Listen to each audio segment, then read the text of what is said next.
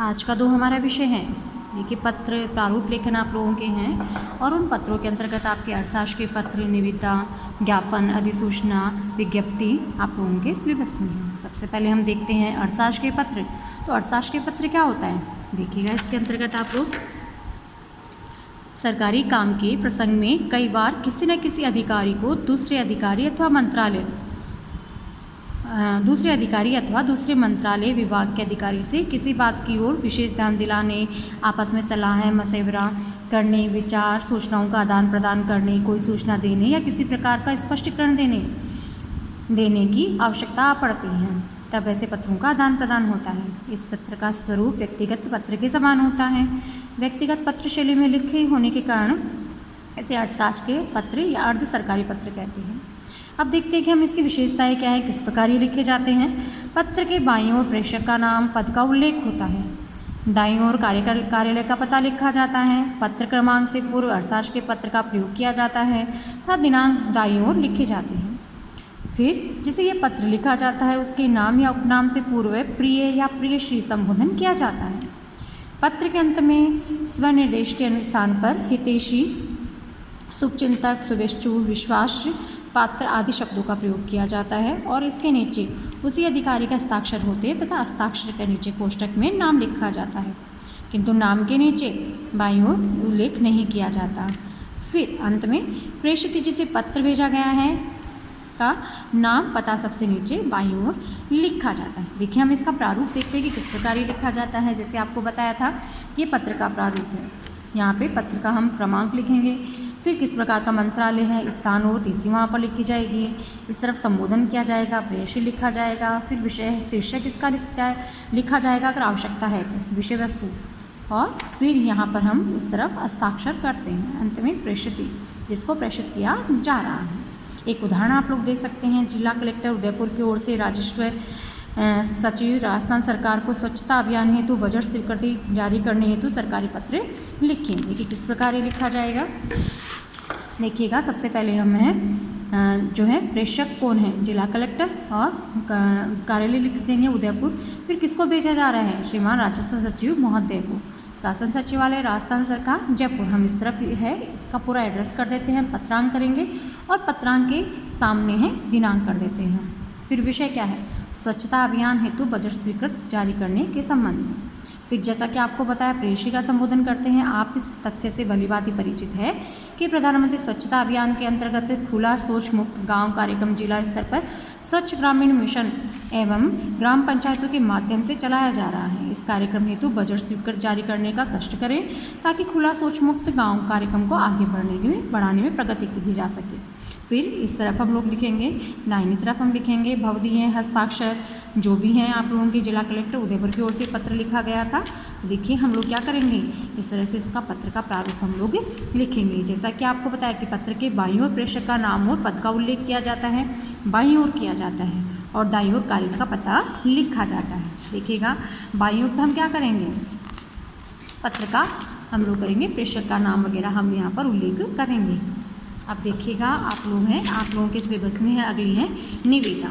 निविदा किसे कहते हैं, सरकारी व गैर सरकारी प्रतिष्ठानों द्वारा अपने किसी निर्माण कार्य को संपन्न कराने और सामान की आपूर्ति करने आदि के लिए उक्त कार्य कर सकने वाले व्यक्तियों की सूचना समाचार पत्रों आदि में जो आमंत्रण प्रकाशित किए जाते हैं उसे हम निविदा कहते हैं। निविदा प्रपत्र शुल्क, धरोहर राशि और प्रचार के मानदंड समय समय पर सरकार या संस्थाओं द्वारा निर्धारित किए जाते हैं।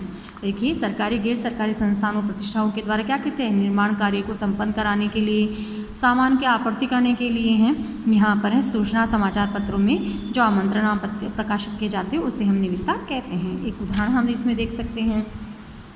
देखिएगा प्रारूप देखते हैं हम निविदा का, कार्यालय का नाम, पता, फिर हम लोग कर देंगे दिनांक, फिर पत्र संख्या, फिर बीच के हिस्से में हम करेंगे निविदा सूचना, निविदा का विस्तृत विवरण हम यहाँ पर लिखेंगे। फिर देखिए जब अंत में हम नोट डालेंगे तो क्या लिखेंगे, बिना धरोहर राशि कोई भी निविदा मान्य नहीं होगी।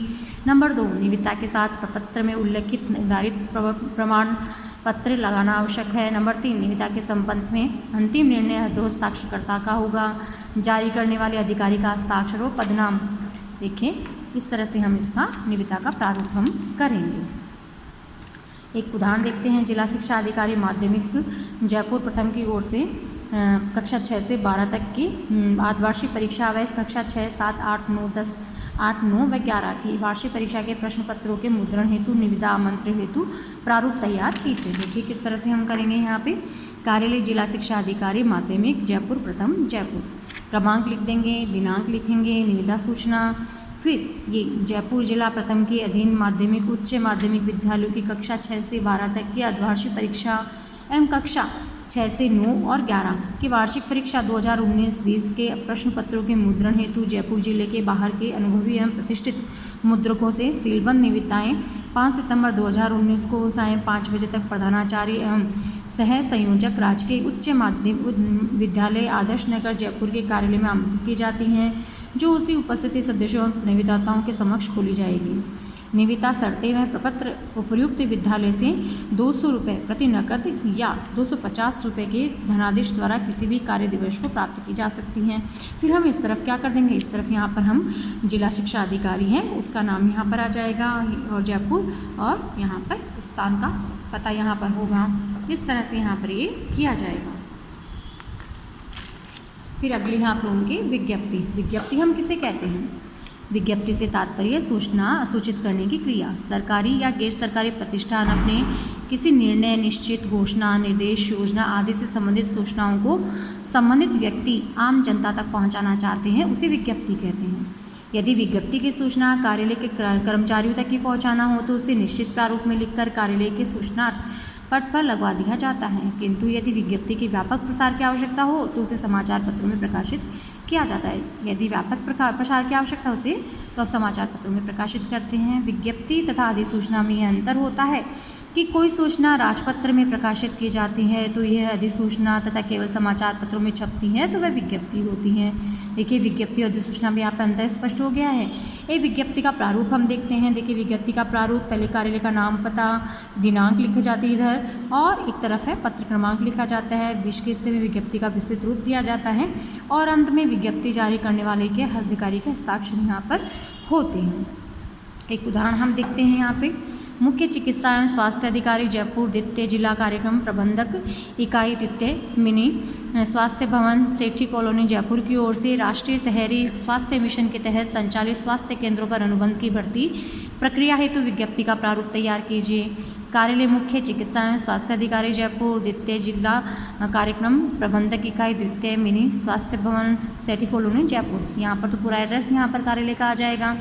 यहाँ पर क्रमांक हम लिखेंगे, दिनांक लिखेंगे, फिर विज्ञप्ति बीच के हिस्से में हम लिखेंगे राष्ट्रीय शहरी स्वास्थ्य मिशन जयपुर द्वितीय के तहत संचालित शहरी प्राथमिक स्वास्थ्य केंद्रों पर निम्न पदों हेतु अनुबंध की भर्ती प्रक्रिया पूर्ण कर जाने तक इच्छुक राज्य सरकार के सेवानिवृत्त कर्मिकों जिनकी आयु 65 वर्ष से अधिक नहीं है को पूर्णतया संविदा आधार पर नियमानुसार प्रक्रिया अपनाते हुए संबंध किए जाने हेतु आवेदन प्रस्तावित है। देखिए फिर हम लोग क्रमांक लिख देंगे, पूर्णतः संविदा आधारित स्वीकृत पदों के नाम हम लिखेंगे, मानदेय प्रतिमाह लिखेंगे, कुछ पद लिखेंगे। अब देखिए यहाँ पर GNM का पद है, फिर यहाँ पर 72 से 7200 जो है मनोदय प्रतिमाह है और 20 पद हैं यहाँ पे। फिर ANM का है यहाँ पर 6300 हैं और कुल पद हैं 80 यहाँ पर। फार्मासिस्ट 8500 हैं और 10 पद हैं। फिर लैब टेक्नीशियन का है 7500 और कुल पद जो है वे 10 हैं। फिर देखिएगा आगे जो है आप लोगों के ज्ञापन। ज्ञापन हम किसे कहेंगे? कार्यालय कर्मचारियों के पत्रों, आवेदनों पत्रों, याचिकाओं, व्यक्तिगत पत्रों में या अनुस्मारक का उत्तर देना होता है। अर्थात विषय सामग्री कम महत्वपूर्ण हो तब कार्यालय द्वारा प्रेषित पत्र ज्ञापन या स्मरण पत्र कहलाता है। ज्ञापन में किसी को अभिवादन नहीं होता। यह प्राय अन्य पुरुष शैली में लिखा जाता है। इसमें एक ही अनुच्छेद होता है तथा अंतिम प्रश्नात्मक वाक्यांश नहीं होता है। इस पर मुख्य अधिकारी के हस्ताक्षर न होकर कार्यालय अधीक्षक या वरिष्ठ लिपिक के हस्ताक्षर होते हैं। प्रेषित का नाम और पता नीचे बाईं ओर लिखा जाता है। एक उदाहरण देखेंगे। राजस्थान सरकार भाषा विभाग शासन सचिवालय जयपुर के द्वारा कार्यालय में हिंदी के प्रयोग को बढ़ावा देने के क्रम में समस्त विभागाध्यक्ष भेजने हेतु ज्ञापन का प्रारूप तैयार कीजिए। देखिएगा इस प्रारूप इसके हिस्से में राजस्थान सरकार भाषा विभाग शासन सचिवालय जयपुर, दिनांक लिखेंगे, क्रमांक लिखेंगे, विषय कार्यालय में हिंदी के प्रयोग को बढ़ावा देने के क्रम में अत्यंत खेद का विषय है कि विभाग द्वारा अधिकांश कार्य अंग्रेजी भाषा में हो रहे हैं। हिंदी भाषी राज्य होने तथा राजभाषा हिंदी को उचित महत्व देने के लिए कार्यालय पत्र व्यवहार यथासंभव हिंदी में किए जाने चाहिए। सूचनार्थ समस्त विभागाध्यक्ष। फिर हम लोग इस तरफ करेंगे हस्ताक्षर। देखिए अगली है आप लोगों की अधिसूचना। अधिसूचना किसे कहते हैं? सरकार के राजपत्र गजट में प्रकाशित की जाने वाली सूचना अधिसूचना कहलाती है। अधिसूचनाएं किसी व्यक्ति विशेष से संबंधित भी हो सकती है, किंतु इसका संबंध सामान्य जनता से होता है, इसलिए इन्हें राजकीय राजपत्र में अनिवार्य प्रकाशित किया जाता है तथा आवश्यक होने पर समाचार पत्र में प्रकाशित किया जाता है। अधिसूचना किसी अधिनियम के अंतर्गत जारी की जाती है, अन्य पुरुष शैली में लिखी जाती हैं।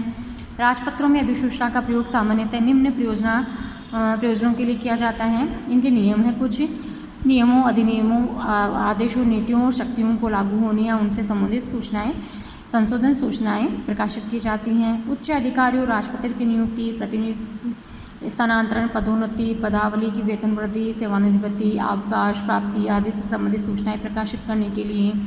फिर अधिकारियों के कार्यभार एवं अधिकारियों की सूचना प्रकाशित करने के लिए एक प्रारूप देखिएगा आप लोग इसके लिए। राजस्व का नाम, राजपत्र का नाम, जैसे राजस्थान राजस्व, भारतीय राजस्व। फिर कार्यालय का नाम, स्थान, दिनांक, अधिसूचना शीर्षक, विभाग, मंत्रालय की पत्र संख्या, अधिनियम, धारा, उपधारा, उपबंध का हवाला। फिर समक्ष अधिकारी राष्ट्रपति, राज्यपाल महोदय, भारत सरकार, राजस्थान सरकार की नामोल्लेख करते हुए अधिसूचना की विषय वस्तु, प्रभावी होने की तिथि आदि जो भी लिखना होता है वो लिखेंगे। अधिकारी हस्ताक्षर लिखे जाएंगे। यहाँ इस तरफ यहाँ पर नाम और पद का नाम उल्लेख होगा। फिर प्रतिलिपि सूचनार्थ यहाँ पर आवश्यक जो भी हैं कार्यवाही हेतु जितनी भी आवश्यक जानकारी है वो यहाँ पर लिखी जाएगी। एक उदाहरण देखते हैं हम लोग इसके लिए। राजस्थान सरकार स्वायत्त शासन सचिव विभाग, शासन सचिवालय जयपुर की ओर से गांधी जयंती 2020 के उपलक्ष्य पर अवसर पर स्वच्छ नगर स्वच्छ आवास अभियान चलाए जाने के संबंध में अधिसूचना प्रारूप तैयार कीजिए। राजस्थान सरकार स्वायत्त शासन विभाग, शासन सचिवालय जयपुर, राजस्थान राजपत्र में प्रकाशनार्थ क्रमांक और इस तरफ दिनांक। अधिसूचना महामहिम राज्यपाल की अनुशंसा के आधार पर राज्य सरकार के आदेश क्रमांक, यहाँ पर हम क्रमांक लिखेंगे, स्वच्छता अभियान दिनांक लिखेंगे कि अनुपालना में गांधी जयंती के अवसर पर शुभ अवसर पर दिनांक, जो भी दिनांक पेपर में आपके हैं, को प्रदेश के समस्त नगर निगमों, नगर परिषदों व नगर पालिकाओं द्वारा संपूर्ण स्वच्छता अभियान के अंतर्गत स्वच्छ नगर स्वच्छ आवास अभियान चलाया जाएगा, जिसमें सहभागिता को सर्वोच्च प्राथमिकता देना अपेक्षित रहेगा। फिर प्रतिलिपि सूचनार्थ, इस तरफ हम हस्ताक्षर लिखते हैं, और प्रतिलिपि सूचना समस्त विभागाध्यक्ष राजस्व जयपुर और राजस्थान के समस्त जिलाधीश निदेशक राजकीय मुद्रणालय निमित्त प्रकाशनार्थ। इस तरह से आपके ये लिखा जाएगा।